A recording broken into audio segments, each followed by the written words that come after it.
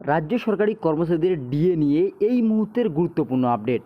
আপনারা অন স্ক্রিনে দেখতে পাচ্ছেন, এখানে ডিএ এবং ডিআর প্রাপকদের প্রকৃত সংখ্যা প্রকাশ্যে এসেছে। এই রিপোর্টে তথ্য দেখে অনেকেই অবাক হতে পারেন, কারণ এতদিন ধারণা ছিল যে ডিএ সংক্রান্ত আর্থিক চাপ মূলত কর্মরত সরকারি কর্মচারীদের জন্য, কিন্তু সরকারি রিপোর্ট অন্য ছবি দেখাচ্ছে। তাহলে রিপোর্টে কি বলা হয়েছে, কতজন কর্মচারী, কতজন পেনশনভোগী এবং কেন এই তথ্য ডিএ মামলার ভবিষ্যতের জন্য গুরুত্বপূর্ণ, চলুন বিস্তারিত জেনে নেওয়া যাক। তো আপনারা যে রিপোর্টটি দেখতে পাচ্ছেন এখানে 2016 থেকে 2019 পিরিয়ডের মধ্যে, এর মধ্যে ডিএ এবং ডিআর প্রাপকের সংখ্যা রয়েছে 7,52,631 জন। তার মধ্যে কর্মরত সরকারি কর্মচারীর সংখ্যা মাত্র রয়েছে 2,46,753 জন।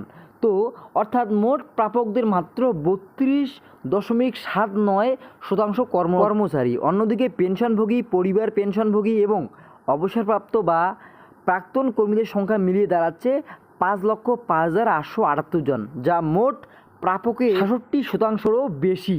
অর্থাৎ দীর্ঘদিন ধরে রাজ্য সরকারের তরফে যা বলা হয়ে আসছে যে কেন্দ্রীয় হারের ডিএ দিলে রাজ্যের উপর বিশাল আর্থিক চাপ পড়বে, কিন্তু এই রিপোর্ট থেকে স্পষ্ট হচ্ছে যে সেই আর্থিক চাপের বড় অংশ শুধুমাত্র কর্মরত কর্মচারীদের জন্য নয়, বরং বিপুল সংখ্যক পেনশনভোগী এবং অবসরপ্রাপ্তদের জন্য। অর্থাৎ ডিএ বা ডিআর সংক্রান্ত যে কোনো আর্থিক সিদ্ধান্ত নিতে গেলে সরকারকে একসঙ্গে কর্মচারী এবং পেনশনভোগীদের হিসাব করতে হয়। সরকারি রিপোর্ট অনুযায়ী 2016 থেকে 2019 সময়কালের মধ্যে ডিএ ও ডিআর বকেয়ার মোট লক্ষ্যভিত্তিক অঙ্ক ছিল প্রায় 7,458 কোটি টাকা। তার মধ্যে ইতিমধ্যেই 6,842 কোটি টাকা কিন্তু বিতরণ হয়ে গিয়েছে। অর্থাৎ রিপোর্ট তৈরির সময়ও কয়েকশো কোটি টাকার বকেয়া নিষ্পত্তি বাকি ছিল।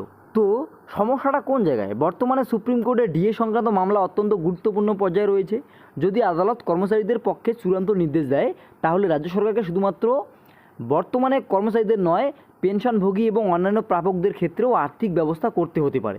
এই কারণেই সরকার বারবার আর্থিক চাপের প্রসঙ্গ তুলে সুপ্রিম কোর্টে তাদের অবস্থান জানায়। এখন প্রশ্ন হলো যে আগামী 22শে জুন যে বাজেট ঘোষণা হতে চলেছে, সেই বাজেটে কি ডিএ এবং ডিআর নিয়ে কোনো ইতিবাচক ঘোষণা আসতে পারে? সম্ভাবনা তো রয়েছেই। তবে আগামীকাল নবান্নে কর্মচারী সংগঠনের 4টি সংগঠনের সাথে মাননীয় মুখ্যমন্ত্রী বৈঠক করবেন। সেক্ষেত্রে এখন দেখার বাকি থাকছে যে আগামীকাল সেই বৈঠকের পরবর্তীতে কী অবস্থান নেয় রাজ্য সরকার। তো এখন সবথেকে বড় প্রশ্ন হলো যে কর্মরত কর্মচারীদের সংখ্যা মাত্র 33%, যেখানে পেনশনভোগীদের সংখ্যাই প্রায় রয়েছে 67%।